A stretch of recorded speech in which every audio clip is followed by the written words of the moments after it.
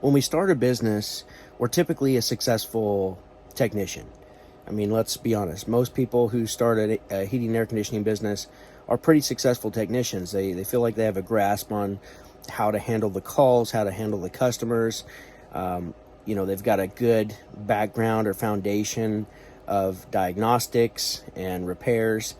And then for some reason, when we start our business and we have all this extra responsibility, all these things that we're trying to juggle that we didn't anticipate, then that's when we start throwing away what made us successful in the first place. So we used to slow down and do a great job at the customer's house because that's all we had to worry about.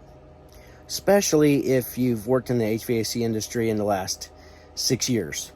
In the last 6 years, most people, not all businesses, I know there's a ton of businesses out there that run and gun and they're doing 10, 12 calls a day and working till midnight. But if you worked for a successful company, you probably weren't giving more than 3 to 5 calls a day. 6 at the max. And that's like during the peak of the summer season. Because what people have found is that if you slow down and you put the spotlight on the customer, then you have more success. You're able to sell more of your services. You're able to do a more thorough job and make a connection with the customer, which creates raving fans who leave you reviews, who help with your marketing. Anytime you get a review, like I've said before, it helps with your marketing. So why do we abandon that when we know that that's a working formula? We had a lot of success as technicians before we went out on our own. So I just want you to contemplate that. Just think about, what am I doing? What am I not doing now that I used to do when I was a successful technician working for somebody else? And just do more of that. Just do more of that every single day with your customers. And you're going to find that the same success that you have as a technician will will rub off on your business, and you'll start having more success in your business. You'll sell more service, you'll sell more maintenance agreements, you'll sell more systems. It's just a natural process. So if you slow down, you'll do a lot better, but you have to put the spotlight on that customer and stop worrying about your next call. This is something that I've been teaching for years when I created the course Super Service at HVACserviceready.com, because it's so vital to the success that your customers have from the service that you provide, including the success that you get by being that service provider.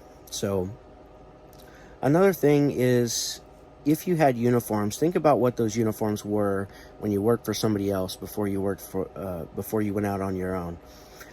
Were they clean? Did they look nice? Did they have a professional appearance to them? People are judging you. And the more professional you look, the more authority you have. Subconsciously, like unconsciously, when you're wearing clothes that represent a professional, then you're going to be perceived as a professional. And so you automatically wind up having more influence over people. And influence is important when you're there to help them have a safer, more reliable, more efficient system. Otherwise they're not going to listen to your prescription. I've talked about prescription versus recommendation. Stop recommending things, prescribe things, just like a doctor would. You practice heating and air conditioning every single day. That is your primary focus. That is your job.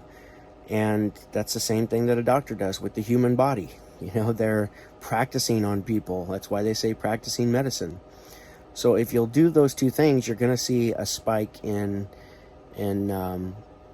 your raving fans, like customers that really love you and will wait for you during the peak season because they know how good you are and how much you convey your caring and your appreciation for them, because they've got a depending on how big of a city you live in and surrounding area, they've got hundreds of other choices. And so now more than ever, as people opt to maybe repair versus replace, there's still lots of systems being replaced and lots of systems being sold every single day.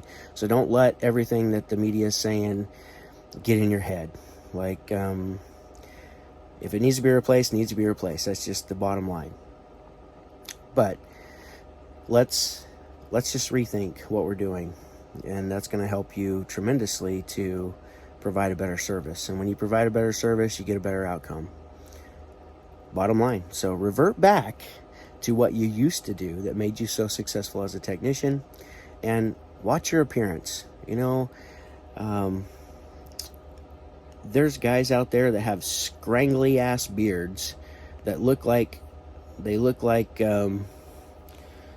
homeless or something. You know, if their last call was in a crawl space and they got a scrangly ass beard, they look homeless.